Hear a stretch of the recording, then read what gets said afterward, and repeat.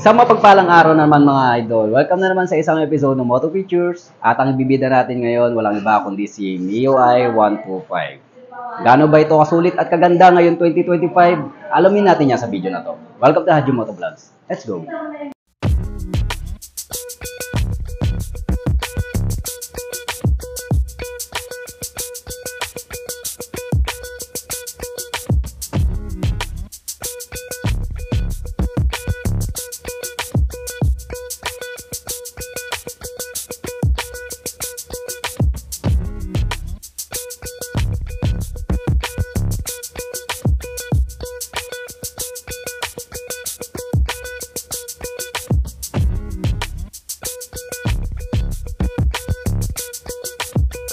Okay mga idol, ito nga pala si Yamaha MIUI 125S. So kilala pa rin natin to mga idol, hindi luma, hindi bago, ito na siya.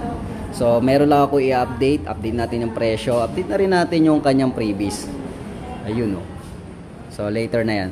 So unahin natin dito sa unahan na meron pa rin siyang nakalagay na MIU. Yan. Tapos dito yung Yamaha, tapos nandito yung carbon loading na design pa rin ni MIU. So sa unahan, gumagamit pa rin po siya ng traditional na bulb or ordinary bulb sa kanyang headlight. Signal lights niya, peanut bulb mga idol. Okay? So pagdating naman sa kanyang suspension, gumagamit po siya ng telescopic fork. Disc brake naman para sa kanyang braking system with 1-pot caliper na may mags po na meron sukat na gulong na 7090-14 at tube type pa lang ito. Okay? So sa likuran naman natin mga idol, okay, tail light niya, yan, ganun pa rin ang itsura niya, okay? So ordinary bulb pa rin ang gamit nito, na merong signal lights na ordinary bulb din. Tapos nandito yung kanyang reflector at ang dito yung kanyang back fendler, na nakalagay naman dito yung kanyang plate holder. So dito naman sa gilid mga idol, makikita natin yung kanyang exhaust, okay, na merong cover na plastic, parang carbon loading na design. Okay? So nandito yung fan niya. So ito nga pala ay air cooled. So pagpapalamig ng makina, gumagamit po siya ng air cooled mga idol. Suspension naman dito sa likuran ay gumagamit ng single shock absorber. Tapos drum brake po sa braking system. Mags po ang ginamit nito na meron sukat na gulong na 80/90-14 at tube type pa lang. Okay?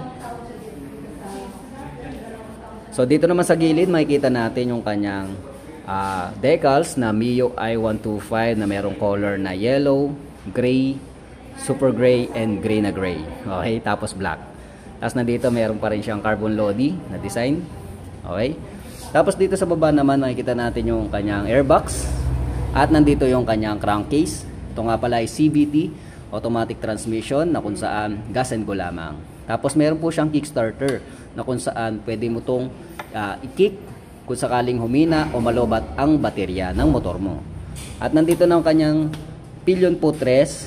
Okay, chrome color po siya mga idol. Tapos side stand.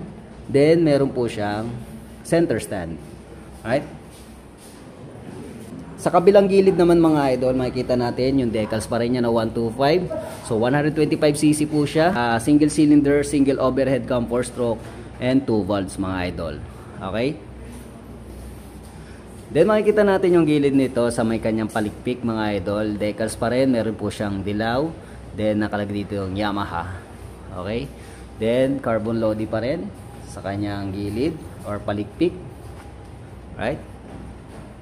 So dito naman sa taas mga idol, makikita natin yung kanyang traditional analog panel. So straight to the point, yun lang yung kanyang pag-read na kanyang odometer and speedometer. Then meron siyang indicator na echo, signal lights, high and low, then yung kanyang engine check. Tapos ito kayong fuel gauge. Tapos nandito pa rin yung kanyang logo. Alright?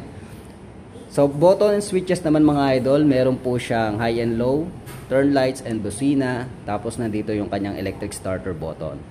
Pagdating naman sa controls mga idol, so throttle control with brake lever sa unahan, then hand grip with brake lever para sa likuran. At ang kagandahan nito mga idol, So meron po siyang park lock lever na kung saan kung sakaling magpa-park ka sa incline o uphill road, napakalaking tulong nito mga idol.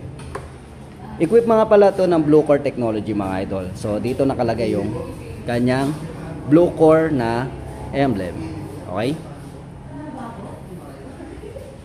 So pagdating naman sa kanyang convenient features mga idol, unahin natin yung packet niya na merong malaki na malalim.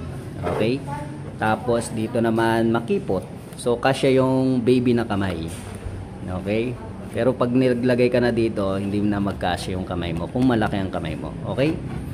So dito naman yung kanyang integrated shutter lock key na kung saan merong takip ang susian. Okay? So dito mo na rin bubuksan yung kanyang upuan. Okay? Tapos nandito pa rin yung kanyang utility hook na malaking tulong sa iyong bagahe lalo na pag ikaw ay namalingke. Ayan, ito. So ito rin yung kanyang flat footboard na kung saan hindi lang comfort riding experience ang naghatid nito, kundi pwede mo rin lagyan ng extra baggage mo mga idol. So dito naman sa kanyang upuan mga idol, makikita natin na synthetic leather ang gamit nito. Plain synthetic leather na black. Okay, makapalang foam, goods na goods para sa mga long rides or sa mga daily use mga idol. At pag binuksan mo naman ang kanyang compartment mga idol, so same pa rin dati. So hindi siya malaki, hindi rin siya maliit, saktong-sakto lang talaga. Nandito yung kanyang battery. Okay, pag inopen mo yan, yan yung battery.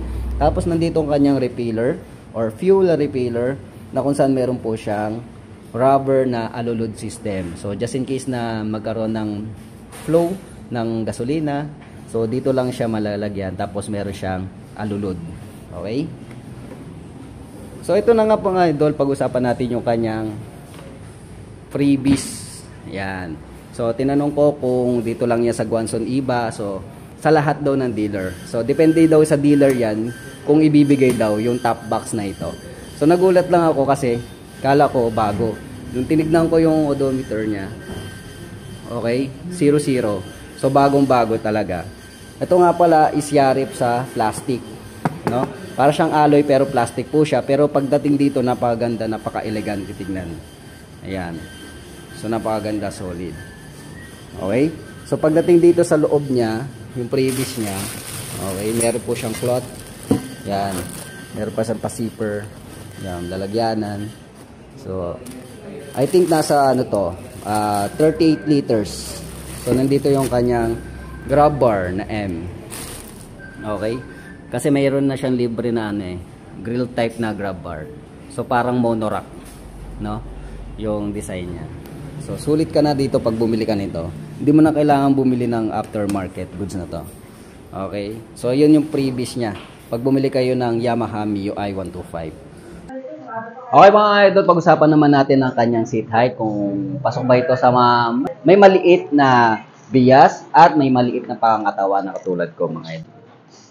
So ito ang Yamaha MIUI na sobrang pasok sa mga height ng mga Pinoy. So height friendly po siya mga idol. I'm 5'4" in height, so pasok at lapat naman ang aking dalawang paa mga idol. Convenient din to gamitin araw-araw, syempre scooter type lang ito at pwedeng singit-singit sa mga malalang traffic mga idol. So okay na okay siya pang daily use. So pagdating naman sa convenient ng kanyang handling, magaang naman siya. At sa pag-rides mo mga idol, naka-upright position ang kanyang handle. So walang problema sa iyong likuran. So kung sakaling pang long ride ang damitan nito. Okay? At ayun na nga mga idol, pag-usapan naman natin ang kanyang presyo via Guanzon, Santa Cruz, Zambales mga idol.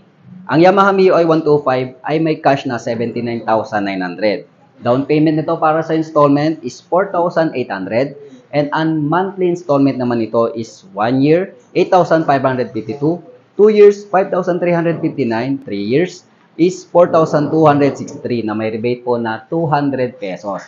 At ang kagandahan nga nito, installment man o cash, ay meron po siyang top box na kasama mga idol. At ayun na nga mga idol, ang Yamaha MIUI 125. Para sa inyo, sulit ba ito o hindi ngayon 2025? I-comment mo na yan para mapag-usapan na. At para tapusin ang video na to, huwag sanang kalimutan mag-subscribe at i-hit ang notification bell para lagi kang updated sa mga ganitong klaseng impormasyon tungkol sa mga bagong labas na motor. At i-like at i-follow nyo na rin ang ating munting page na Haji Motovlogs TV. Ito po si Haji from Haji Motovlogs. Thank you for watching. Peace out.